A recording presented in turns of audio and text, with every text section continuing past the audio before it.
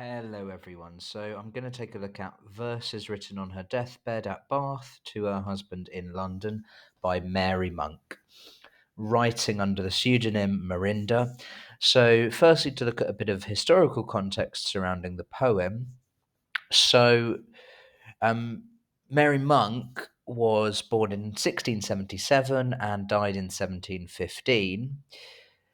So she was the first wife of George Monck, with whom she had two daughters, and she herself died while she was in Bath, and her husband was in London, and she died of tuberculosis, which then was called sometimes consumption. Now, this is relevant because we can therefore assume that the poem is highly autobiographical, and that means it's describing her own experiences. Okay, now let's get into the poem. So, the poem is written from the perspective of a wife who is dying to her husband. I think that's made clear by the title, but the poem is clearly trying to comfort her husband and to make her husband feel better about the fact that she is dying. Now, the first thing I talk about is the fact that throughout the poem, and now I've underlined 6 examples of this, the speaker uses euphemisms for death. Now, a euphemism occurs when we don't want to say something because it's embarrassing or painful, so instead we use a metaphor for it, which makes it somehow easier to say. The first thing I'd analyse is the fact that she uses many euphemisms for death throughout the poem, such as last adieu, veil me from thy sight, a lasting rest, the parting hour, journey to the skies, a rest again.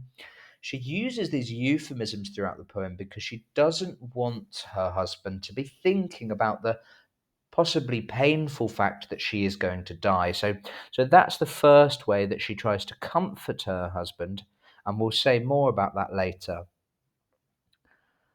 I would focus in on these first 3 lines and the fact that all 3 of the first lines begin with the word thou.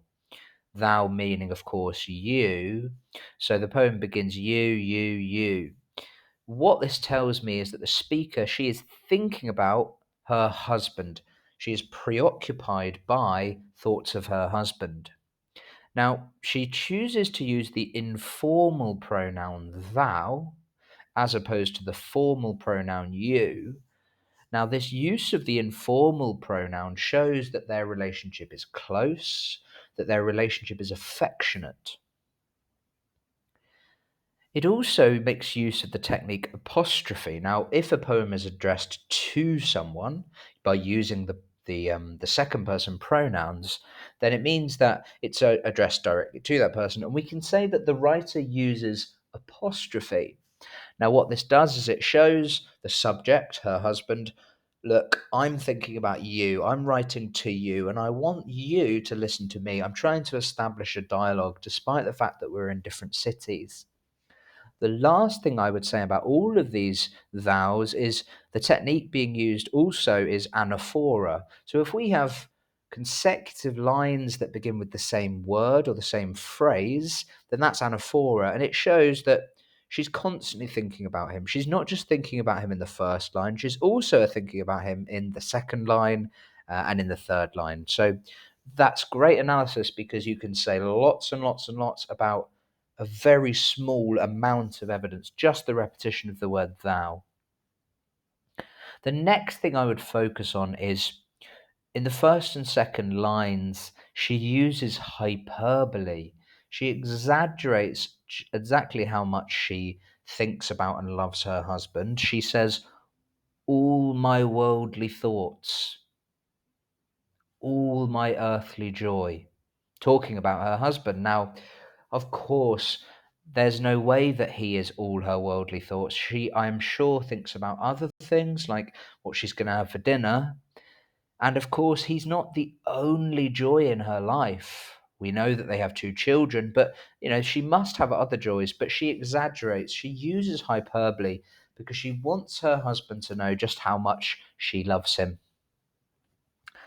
I would then talk about the personification of death in the poem, and the speaker takes quite a few lines to talk about this personification of the death of death, and the lines, the conqueror death asserts his rights.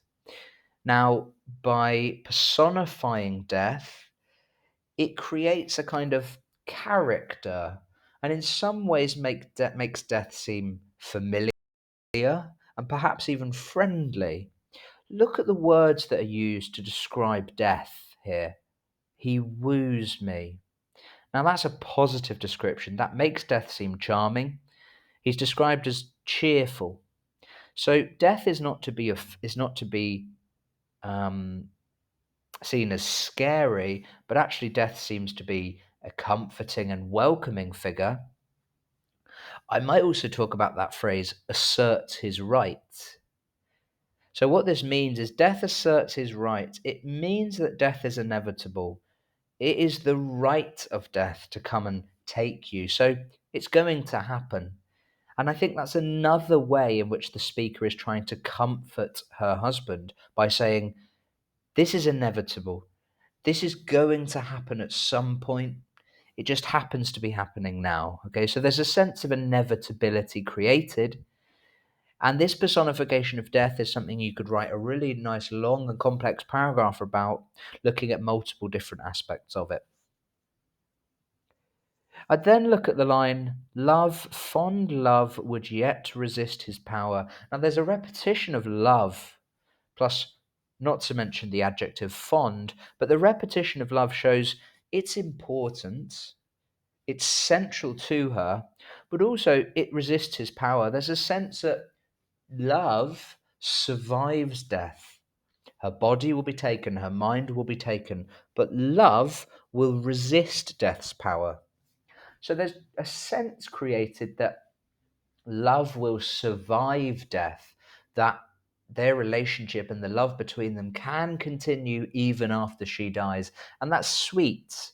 I think it creates a kind of an appreciation of the authenticity of their feeling for each other. Lastly, I'd look at this fine penultimate line, rather rejoice to see me shake off life. Shake off. I mean, shake off. You would only shake off something bad, I would say. You'd shake off an illness. You'd shake something off. It's almost difficult to get rid of it. So I think that she's trying to draw her husband's attention to the fact that her death will be a relief for her, and that he shouldn't grieve, he shouldn't be sad, because it will be a positive thing that she dies, because it will be the end of her pain. These are the language things that I would focus on. In terms of structure, I would talk about the fact that the poem consists of only one stanza, suggesting it's one coherent idea. I would also talk about the use of heroic couplets. So you can see the use of rhyming couplets, pairs of lines that rhyme by their final word, employ joy, friends send, right sight. So we firstly see the rhyming couplets, but also the use of iambic pentameter, 10 syllables per line. Thou who dost all my worldly thoughts employ, thou pleasing source of all my earthly joy. It's got quite a strong iambic meter. So these two things combine to form heroic couplets. Heroic couplets are very precise, very consistent, very regular. And for me, the regularity of the meter, the regularity of the structure, shows that her love for her husband is regular. She has conviction in the fact that she loves her husband.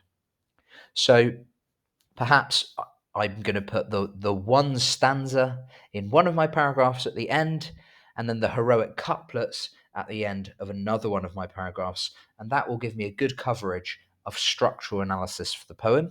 And I think that's everything we need to write an excellent essay about this poem.